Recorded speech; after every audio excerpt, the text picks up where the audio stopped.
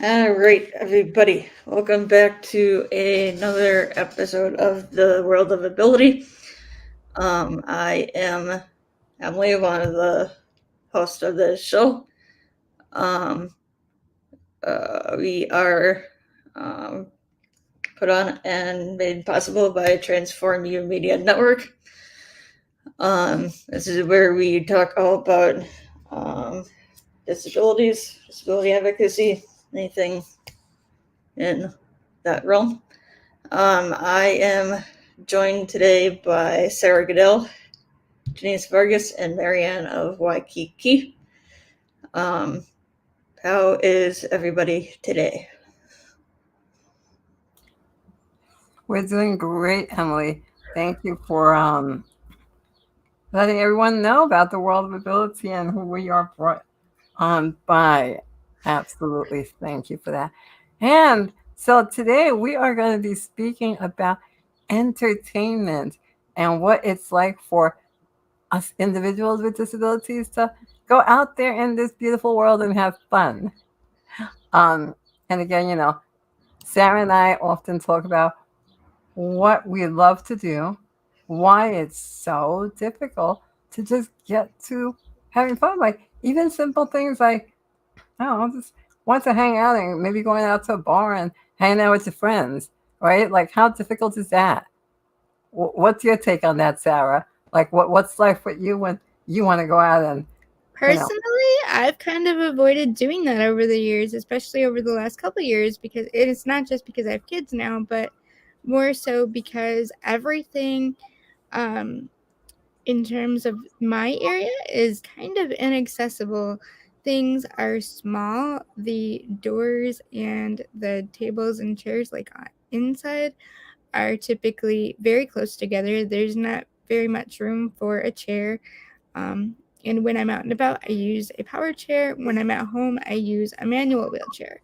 So either one of those, regardless of how tiny and sporty they aren't, made to navigate, 50 tables and chairs. And there's not very many people in this area or any area that I've been to that are terribly accommodating to people who use chairs. So um, I kind of limit where I go, and my friends are more than happy to accommodate. So usually we hang out at like local parks or something like that. And if we decide to go out and have a drink, it's usually at someone's house so that it's actually accessible to me. for sure, for sure. Oh my God, you're so right on that. Like I prefer lately to hang out in my home because not so much I just don't want to go out there and well, also now with the pandemic, I really don't want to go out anywhere. But anyway, aside from that, yeah, you're right. It's like it's so much easier just to hang out in your apartment and have people come over and entertain in your home because it's accessible. Like even the bathrooms. Like it's so difficult to go out anywhere and find a bathroom that's really accessible to a wheelchair user. You go into the bathroom, into the store, which they claim is ADA compliant. I'm like, well, yeah, but the ADA that was written how many years ago, right? Like things change, and you go into the store, and the moment you go in, boom, your foot pedal is hitting the toilet. Like, how can you possibly use the bathroom? Constantly. You cannot possibly use a public restroom without like trying to take apart your chair and leave half of it outside and hope that nobody takes it on the way out. Exactly, exactly. And if you need help, who can go? You can barely go in there. Who's going to go in there with you and help you? Oh, and then let's not forget about the Story of my life. I need an assistant with me at all times. And even when I didn't depend on my fiance to do it, most of my caregivers were male because I require someone to lift me. And I found that a lot of female caregivers weren't capable of doing that. So I get the like really weird looks from people when we have to knock on the public restroom door to make sure that there's no other women in there and then go in.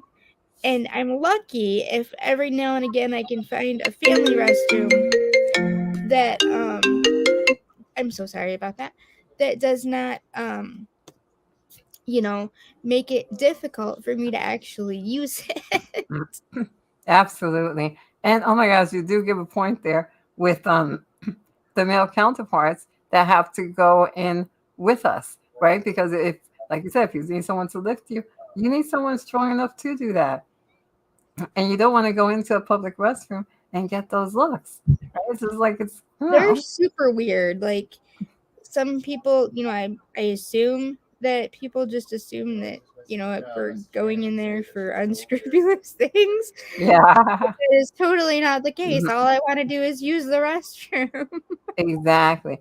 And if you're fortunate enough to find an accessible stall, and when I say accessible, I mean like really accessible, right? That's big enough that you can go in, turn around, have somebody in there with you, and has a sink in there as well for you to do whatever it is that you need to do. Use whatever equipment you need to use and you to, wash it out properly and all that.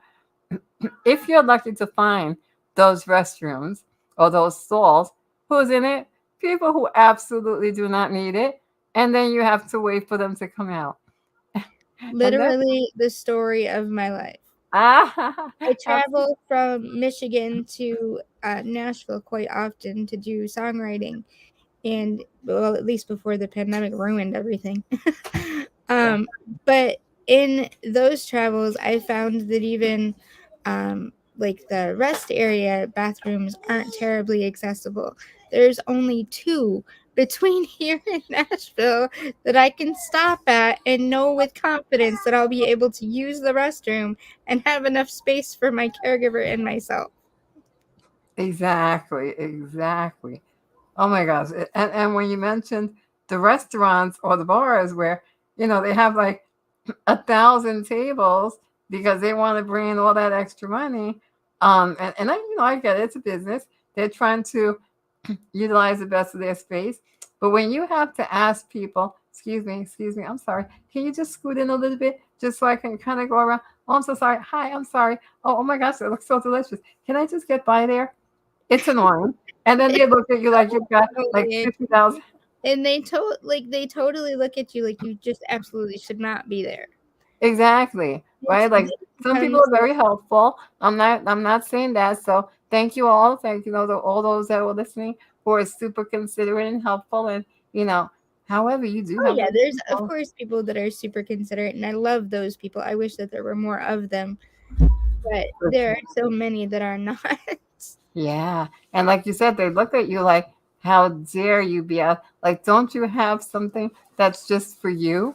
Right? Like, Mhm. which is funny because I actually had so many years ago, I had signed up for, um, I don't want to say the name of it because I don't want like, you know, mention names and then like people come back out and say, oh, you should speak badly about blah, blah, blah. So anyway, I Mhm. was on a dating site. And so on my profile, I don't always say right away that I have a disability. No, I don't hide it, right? But I didn't say it right away. Because you also You don't want the shouldn't have trolls to. and exactly. So I met this guy and he, we hit it off really great. And then all of a sudden, like, in conversation, which is when I like to bring it up, right? In conversation, not necessarily right out there on the profile. Anyway, so the issue with my disability comes up, and he actually said, "Well, why are you here? Why wouldn't you just be on a dating site that's just for you people?" I was like, "What?" You people. Yeah, I was like, Alrighty then. "Yeah." Well, I wouldn't be surprised if he's still single. But anyway, I'm thinking that he really probably is. hey, you never know, right? But yeah, it's like you get those looks, and those that don't want to see us out in public make it really known. And Oh, then they of course, absolutely do. right. Or if you're like at a bar and you're, the height of your chair and you're expected to speak over, I don't know, 20 people to order a drink, and the bar is, 3 feet taller than your chair. And people are like, where is that coming from? Right? I've had that Exactly. happen, I don't know, 4, 5, 6 times, and it's so irritating. Yeah. Or you're out with a bunch of people, and that the person will come to take your order, and rather than asking you what you want, they'll They ask ask the the people person. you're with. Oh, Mhm. that is so annoying. And I've been out with people where they'll just laugh. They'll look at the person like, how the hell should I know? Ask her, you know? It's just Yeah, so my funny. best friend and my fiance both have had that experience where a waiter or waitress will ask them what I want to eat or them what I want to drink, and they're like, you can ask her. Yeah. Yeah, that is Yes, she actually, can talk and she can hear. yeah, Exactly. exactly. I'm just on wheels. I have one leg. That does not mean that I am incapable of speaking. Thank you for making the assumption. And Uh-huh. I am totally that person that if you assume that you need to talk to somebody else instead of talking to me, I will not be nice about telling you that I can speak. Yeah, no, it's definitely annoying. And actually, speaking of not being able to speak, Marianne, I know that you are in the world of disabilities when it comes to the deaf and hard of hearing, and you're signing for individuals as an interpreter. What's your take on entertainment and the world of that we live in that's sometimes not very accessible, especially to those who are hard of hearing? We can't hear you.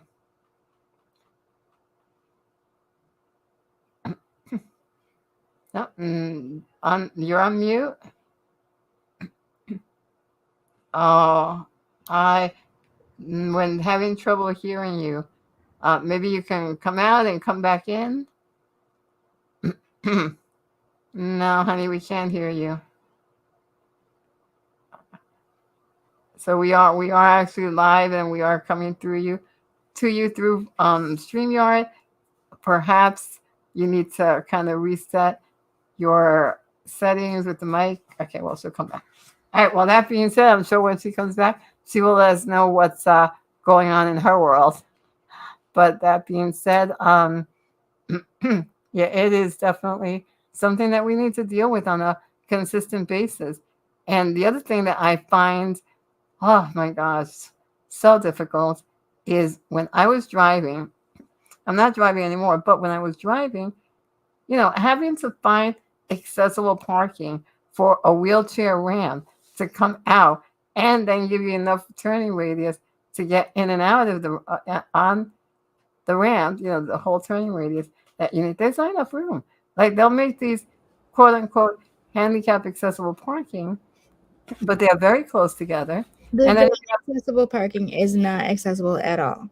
yeah, exactly. They're either very narrow to begin with, or you'll have people parking right on the blue grid, and then you definitely can't get out. Or they'll look at you like, "Is she going to hit my car with that ramp?" Like they look at you like you're doing it on purpose. Well, you know what? If you had parked correctly, then I wouldn't be hitting your car. Not that I've ever hit anybody's car. I used to have a notepad of very sarcastic comments about people's driving and or parking ability, and I would leave them on their vehicles because they really do park like jerks. Yeah, it's just like, oh, Yeah, that's there is a reason why there is the parking stalls, the disability parking stalls, and where they're located. There is a reason for that. oh. What's your take on that, Emily? Yeah, it's rather irritating. Yeah, for sure, for sure. And but you do make a point that they're actually interestingly located in the most inconvenient spot where you have to park here, but then you have to roll all the way around to get into the entrance. It's just, I don't get it. And here's the thing. I think the reason that a lot of these inconveniences exist is because we have people setting it up who do not have disabilities and don't even consult people with disabilities to figure out really what would work. Yeah, or don't realize it, don't care, don't think. Oh, absolutely. I have recently actually come across, and don't get me wrong, like I completely agree with at least one of these spots, but I have come across we back the blue parking, which is parking for law enforcement officers or first responders. I completely, agree that they need to be able to pop in, pop out to like your local Walmart, for example, and get their shopping done quick so they can get to their shifts. But they shouldn't be taking the handicap parking spots and replacing them with first responder parking. It's kind of one of my pet peeves in this area because we do have two parking spots that are supposed to be reserved for law enforcement officers, and they've actually taken the handicap parking spots out and replaced them with the law enforcement officer parking. And I think it's absolutely terrible. Like, I don't mind them having their own parking spots, but don't take them away from people that actually need them in order to accommodate people who are clearly able-bodied enough to be a law enforcement officer. Exactly. Or the other thing, kind of around along the same lines, like when people say, "Oh, I'm only going to be in there for a minute," or "I was only in there for a minute," like I just need to quickly go buy something. Look at Mm-hmm. all these other parkings.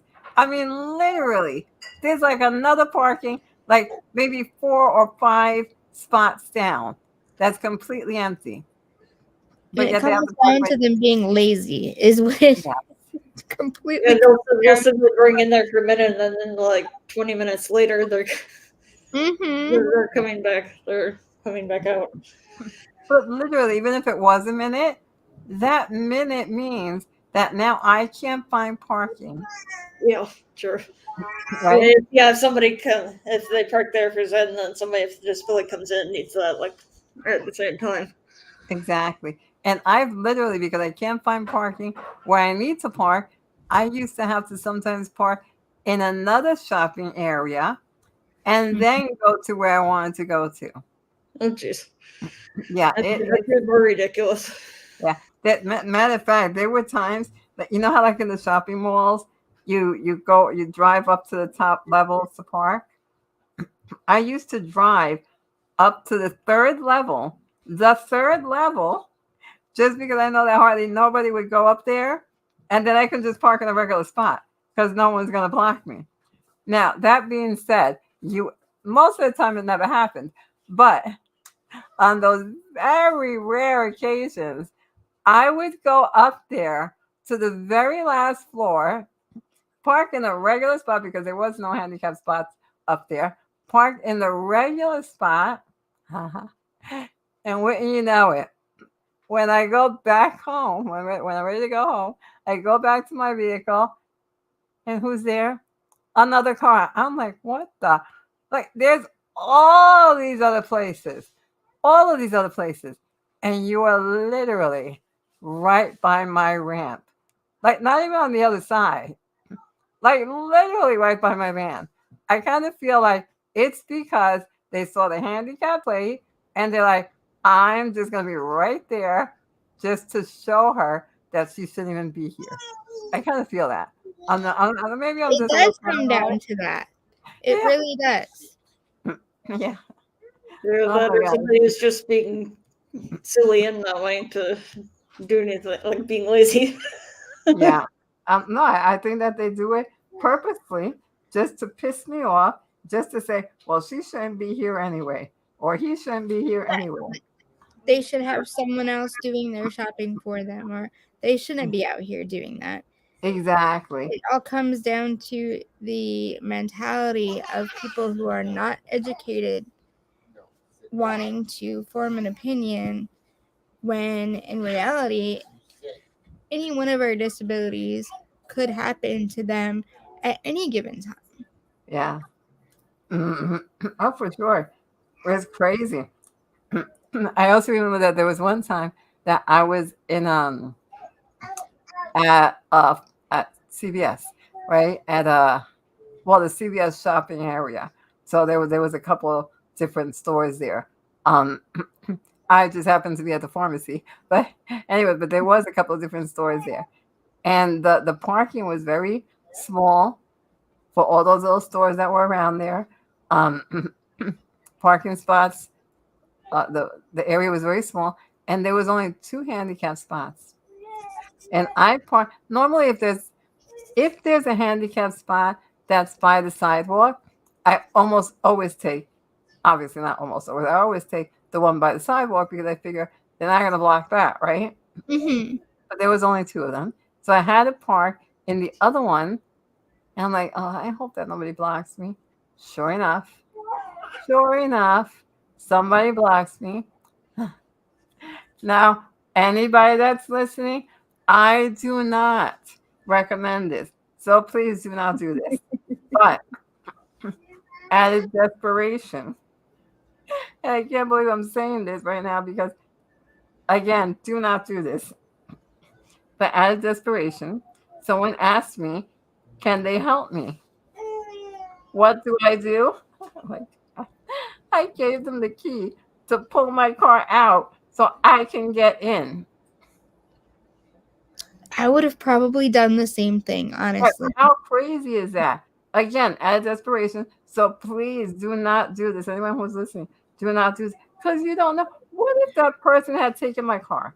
I mean, look, I also do believe that there's a lot of good people in this world, a lot of phenomenal, helpful, caring, loving individuals. But at that moment, I could have, fallen prey to someone who would have taken my car, right? Absolutely. But what do you do? Like, what can you do in a situation like that? My only other hope was, I mean, I did go into the store and I asked if they can maybe, put an announcement out. No one came out to move the car. So I don't know if They it was didn't that because they store. feel entitled to park there. Exactly. And it could have been a different store. I only went into the pharmacy because, like I said, that's where I was.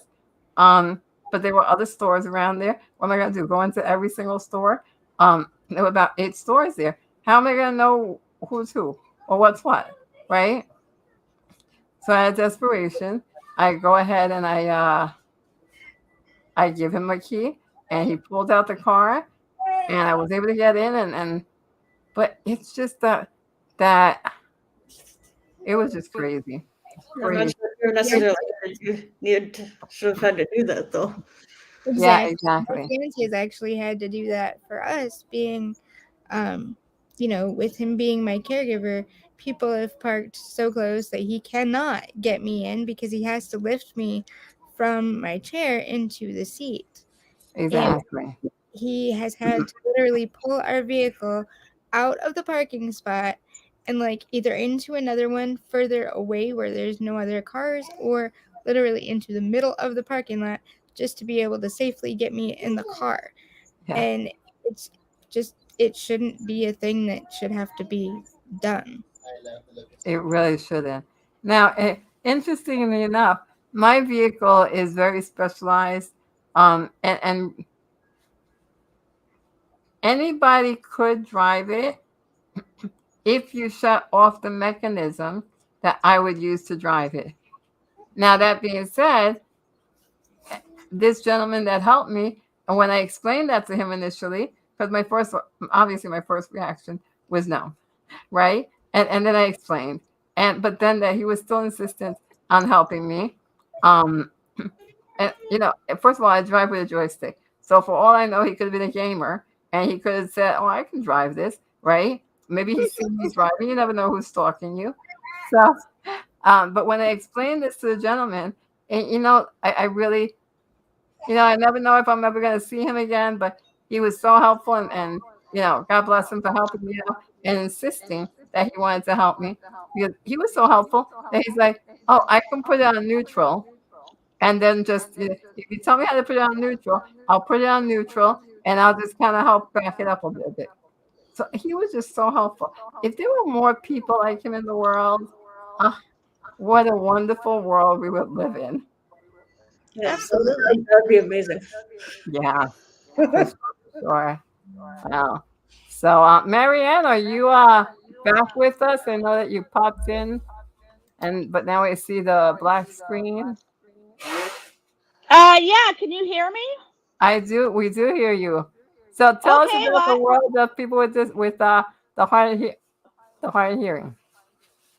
oh, well, thank you again, Emily and Kurt, for hosting the World of Ability. I'm Marianne of Waikiki, and 31 years ago, I was a case manager with the deaf out of Grand Rapids, Michigan, for an agency called Transition Community Support Programs.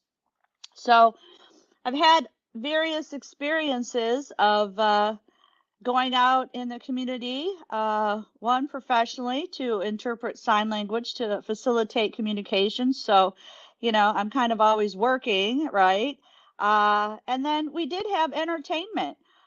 We had a deaf group we had a caseload of 30 deaf adults that just needed community support, where they worked at Goodwill or the post office or machine factories. They lived in adult foster care homes or independent living. Entertainment could be at a church function where normally there's a sign language interpreter there, so whatever type of activities they have. We had a deaf group, and one summer we went, the whole agency had a camp, and I was out there with several deaf clients as well as the whole agency and other case managers. So we had activities such as swimming and, archery, some different types of games, little play, being there to facilitate during dinner. So, I wasn't really sitting down having your normal sitting down at dinner and my hands are signing. And you do get tired and your eyes get tired and your arms get tired.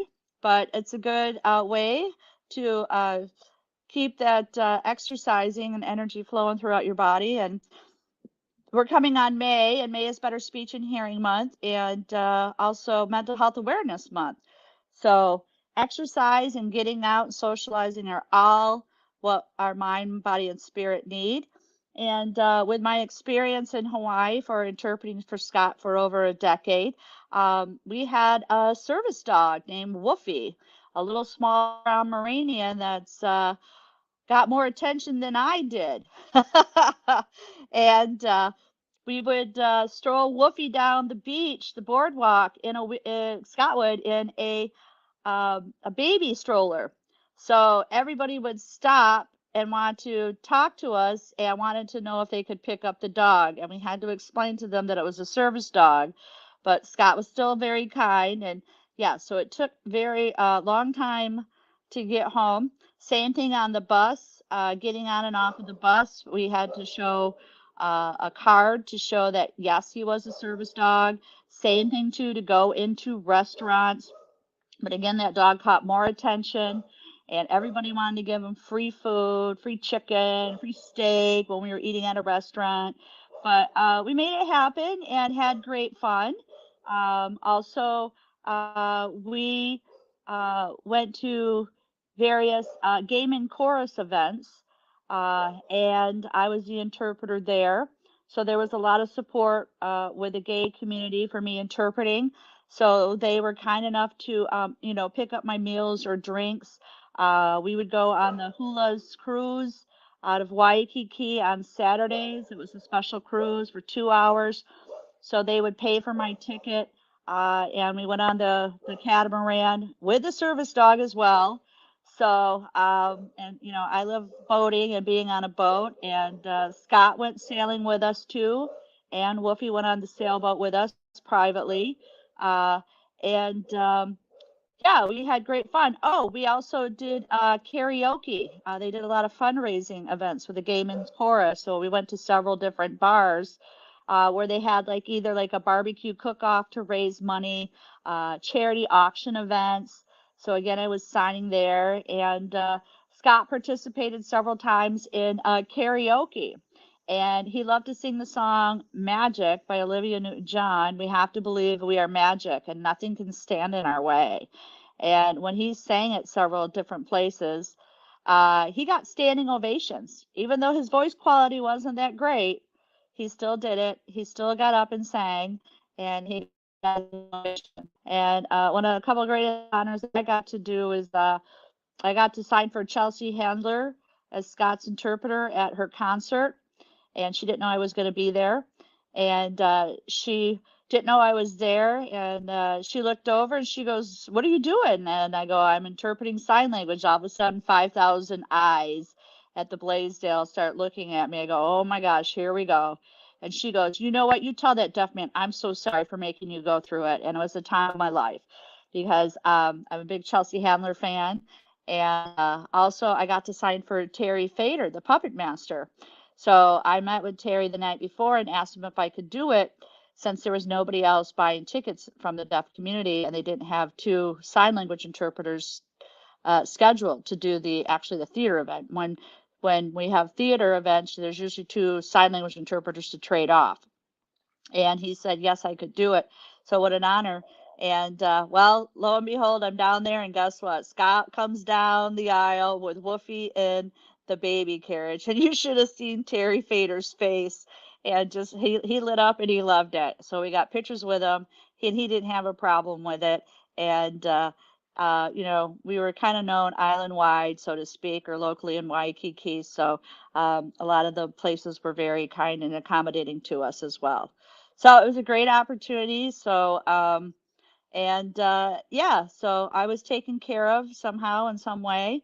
And it was a lot of work. And also Scott recognized too that as a caregiver, he would look at me and go, "You know what? You look really tired.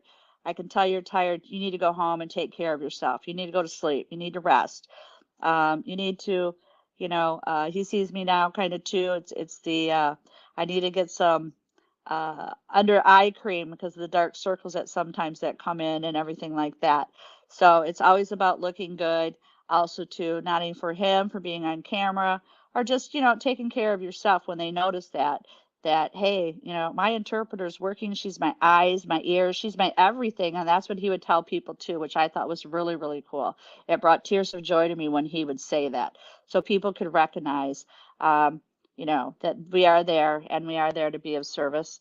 And it was a great opportunity. So thank you so much for letting me be here again, Emily, for hosting it, and Diva and Sarah, you're amazing to join us too. And I'm currently working on the sequel book, Climate Change, and I got the outline. And my fiber guy in Pakistan, he's sending me the covers. We got the outline, and it's going to start off on the Big Island, and with a frog band named St. John and the Worrywarts, with a lead singer called Hope, the praying mantis. And I don't know if you've heard of these croaky frogs, but they're on the Big Island. They got transported from the Caribbean. And they're the size of a dime or a quarter, but they are so loud. Like they're like 90 decibels, okay?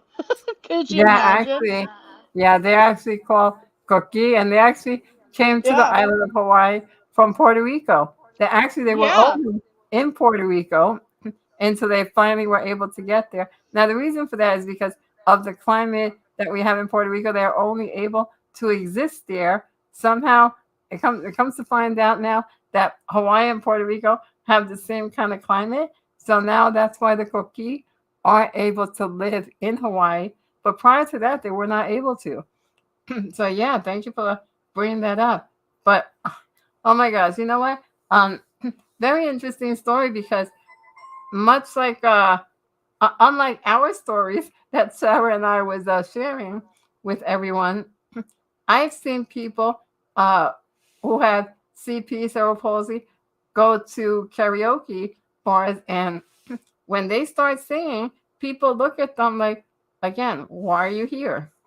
Right? So it's a completely different experience that I've experienced with that. So how about you, Sarah? Have you ever seen anyone with CP or any kind of speech issue go to karaoke's and be looked at like, oh, what are you doing here? I have actually. I have a lot of friends that have cerebral palsy, and I also have a lot of friends who are non-sighted. And one of them absolutely loves to do karaoke. He's actually a DJ, and I will be the first to say that he kills it. He is better than any able-bodied or sighted person that I could possibly think of in that capacity.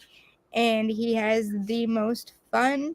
Um, he proves to people that no matter what your disability is, you can get out there and do whatever you want to do. And I've had, people walk up to me being that I'm the most able, I guess, in their eyes, being that I'm just an amputee, um, and make comments about it. And my responses are usually not very kind, to be quite honest. I'm very defensive of my friends in the differently abled community because a lot of people are not. Yeah, that is definitely a fact as we've been sharing all this time. And actually, I like how you say differently able. Sometimes I like to say unique abilities because that word disabled is so, uh, I don't, I understand that we have these words and, people like my mom and my family of It like, is so oh, antiquated and it doesn't really explain to anybody. exactly. And I get that they're from that era where they still used to use the word handicap and Mhm. oh my God, the other one, the C word that I hate so much. But anyway, I get it. But if people were to really think about what those words truly mean, like the word handicap comes from a beggar who had his cap in hand, begging for money, right? And the C word that basically means unable to funny little story here. The other word that I that also irks me is invalid, right? And Mhm. I'll tell you why. That's a huge one. It gets on my last nerve. Well, I have a friend who, when he was oh my gosh, I think he was like maybe 10 years old or something like that.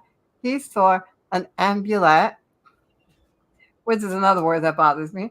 He saw an ambulette and he asked his mom, "Ma, what's an invalid coach?" And what it was invalid coach, right? So his mom explained to him, um, but he was a very bright young boy. He actually skipped kindergarten and went straight to first grade. So he's like, so people like me are invalid? I don't understand. So it was just, That's cute. yeah, exactly.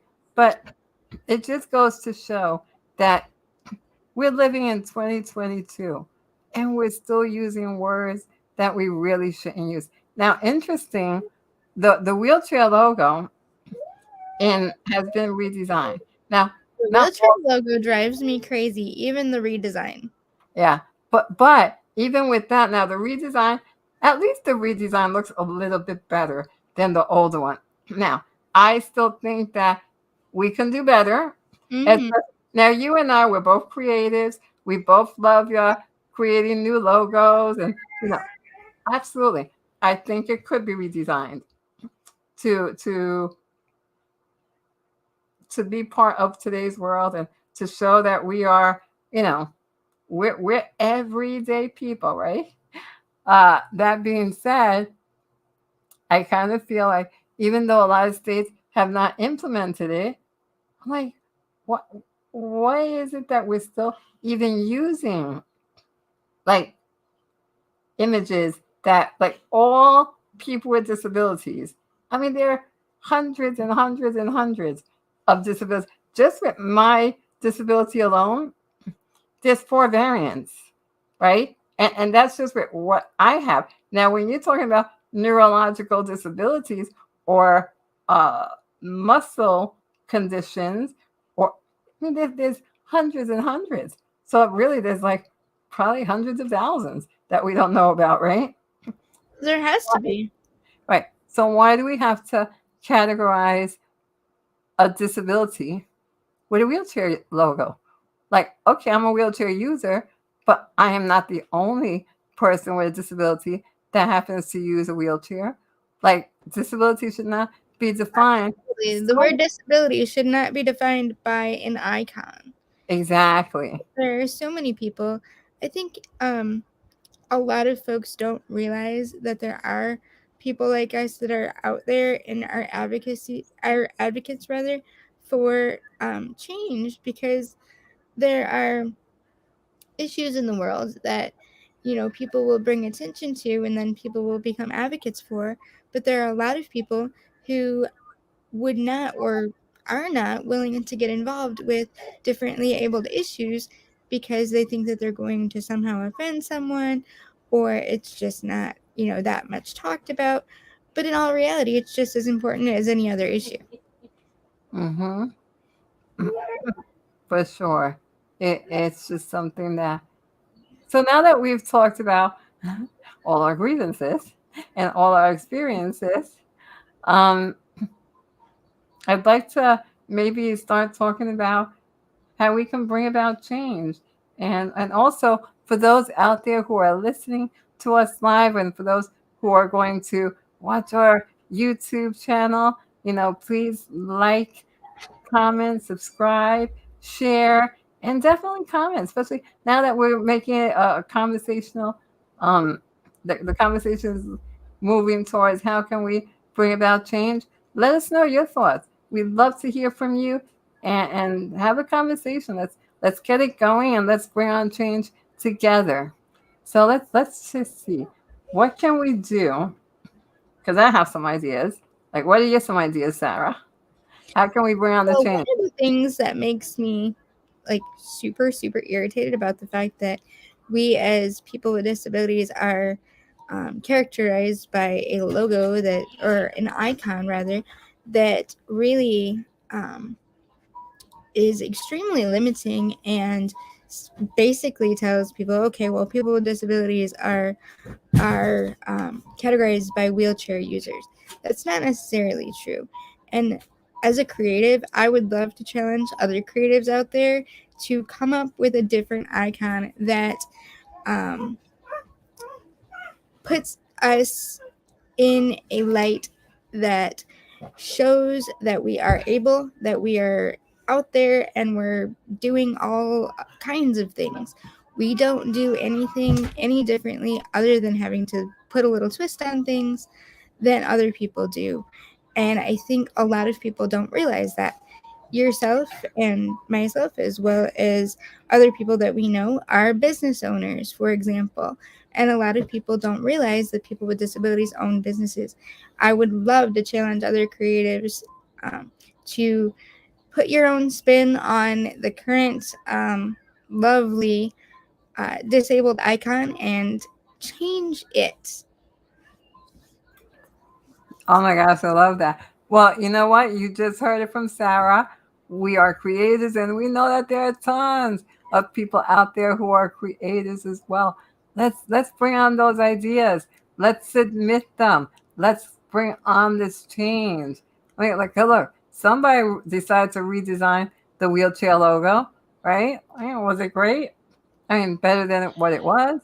Yeah, maybe. It's But Yeah, some. I just want to share with you. Can you hear me? This is Marianne of Waikiki. What they did in Hawaii, and you can go to my website, Acts of Kindness series. I had met with Derek Tamara, Chamber of Commerce with Persons with Disabilities, and the late Marcia Joyner, who was a big advocate. Marcia interviewed me with me and the puppets, my book Underwater Acts of Kindness. They came up with a logo with a wheelchair with a palm tree on the back of it, a rainbow palm tree. So you're going to have to check it out. I And love it. yeah. And so just to let you know, too, every August is Duke's Ocean Fest surf contest. So many people came down to participate. And I was an interpreter for 6 deaf surfers and actually got interviewed by ESPN. And we had people, various people in wheelchairs that they had roll out the red carpet to take you all the way down to the water, put them in water. And I just saw so they're trying to do a new floating kind of wheelchair out there too.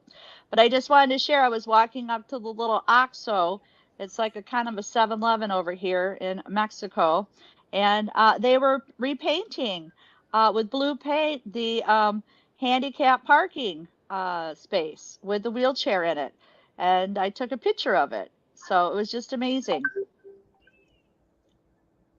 so great to hear that there are people out there that are taking that step to make sure that things are changed and that things kind of come into the year 2022. Yeah, for sure. Yeah, absolutely. Wow. That's crazy. Crazy world that we live in. It just boggles me so much. It's like 2022. That's, and as it is, it's interesting when we bring up the ADA, which was written how many years ago? Now I know that it's been amended a couple of times, um, but can we still change it? Absolutely. When you mentioned earlier, Sarah, about the inaccessibility to go through doorways, the bathroom that we were talking about and all that, it's like wheelchairs have come a long way since we've started with the ADA. Like, we live in a whole different world. Technology is different, yet we still have these very narrow entrances. We still have these very, yeah, just inaccessibility. Like, even with the parking again, it's like, I get that there are some people that still need the handicap spots. Again, I hate saying that word, but that's what it is. So that's what we have to call it, right? That there are some people who still need those accessible parking that are close to the entrance. I get that. Absolutely. Now I'm in a motorized chair. Can I go a little longer, a little further? Yeah, because I'm not pushing myself. I don't mind going a little further. Um, and I get that individuals who are in manual chairs need to be closer, or people who are in crutches. I absolutely get that.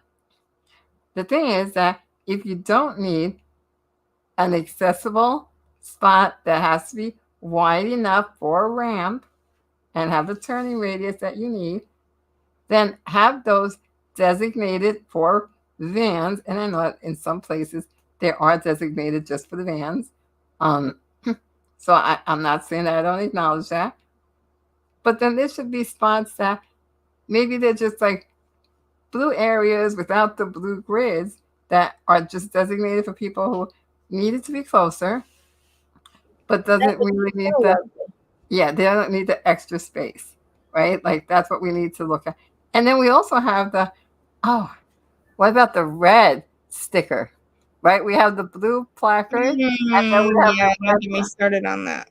I know, like I just don't Oh, get I that. completely acknowledge that there are people out there that, they are only temporarily disabled and they need that extra space for 6 or 8 weeks. But I've actually had those people approach me and ask me what gives me the right to park there. Exactly. Mm. And you want to look at them like they got 10 heads, the same way that they look at us, right? Like Um, you are not asking me, or the people who go into the store, look how we went right back to the parking. The people who go into the store, they need to be really close because they can't walk a whole long distance, but they spend 5 hours in the store walking around. I know that is a pet peeve by far. For sure. Um, but yeah, it's just like let's just recognize those different situations where we understand and we recognize that there are different needs for parking. Then just section them off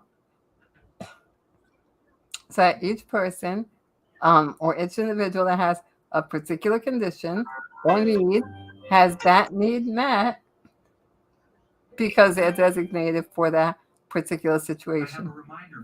We also have individuals who have the I lost my thought. My Google ended up interrupting me, and I lost my complete train of thought here. I was saying,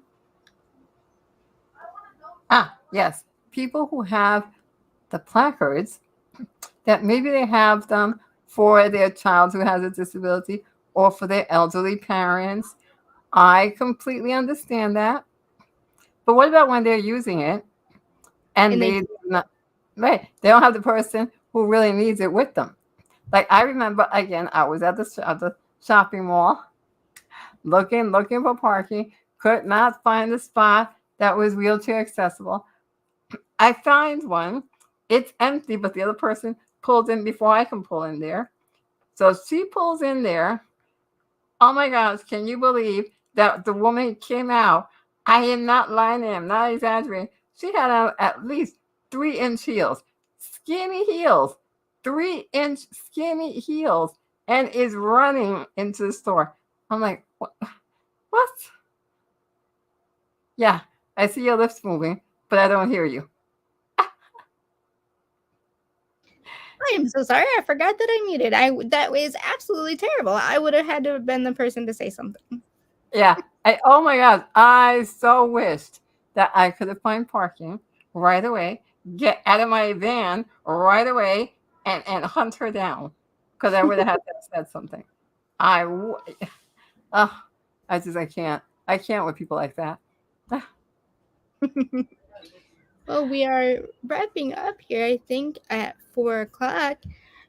Did anyone else have anything else to say about the world of abilities and entertainment for us this week?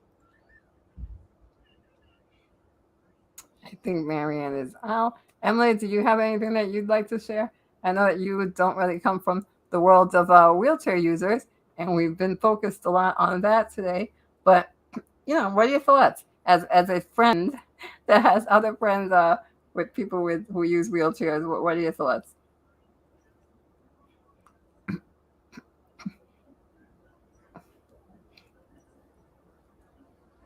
You're on mute.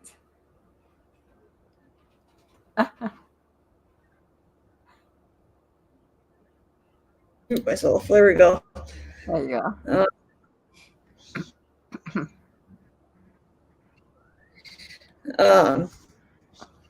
Yeah, just wish there would be more compassion for those with disabilities, whether invisible or not, or visible or not. Absolutely. For sure. Yeah, and it's absolutely, we don't want pity, we just want understanding. We just want that if we explain something to you, just know that it's a legitimate reason. It's not we just want the handicap spot because it's closer and woe is me and it's my spot and you give it to me and get out. Right? Like, no, we don't want that. We want understanding, and we would in turn understand if you, for whatever reason, you need something. We'll be as understanding as we want you guys to be. But that being said, understanding it. Yeah, and that being said, as Sarah mentioned, we are coming to a close, so we can thank you for joining us for another episode of World of Ability. Hello. Please remember to like, share, subscribe, comment. We want to hear from you. And until next week, stay happy, stay positive, and always live creatively. And look out, we're coming back next week. Bye-bye.